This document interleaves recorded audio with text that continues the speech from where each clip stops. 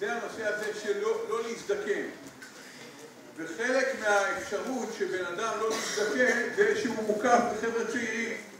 הצעירים נותנים לנו הרבה כוח, גם לאשתי וגם לי, באמת להרגיש קשר עם... אני אומר, כל פעם אני אומר, המחמאה הכי גדולה שאנחנו מקבלים זה שאומרים לנו לבוא לשבת נוער או לשבת שטח. ואפילו אומרים, תבואו, תשנו בשטח, אז בכלל אנחנו מרגישים, ובאמת, אני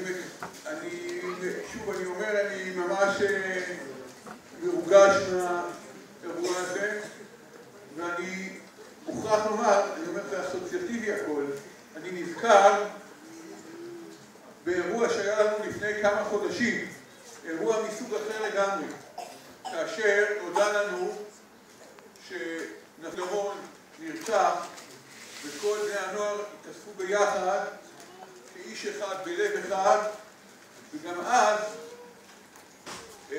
הרגשתי שאחרי הצער העצום והשבר הגדול, אבל איזה כוחות יש פה שמתאחדים ביחד ויכולים לעשות המון דברים גם בתוך היישוב וגם מחוץ ליישוב.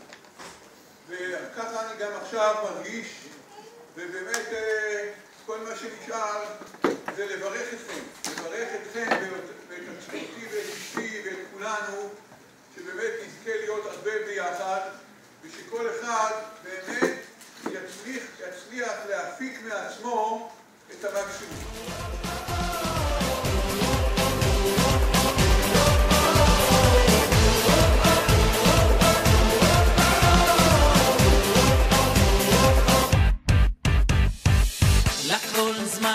לכל זמן ועת, לכל זמן ועת, את לאהוב, לשנוא, את מלחמה, ויהיה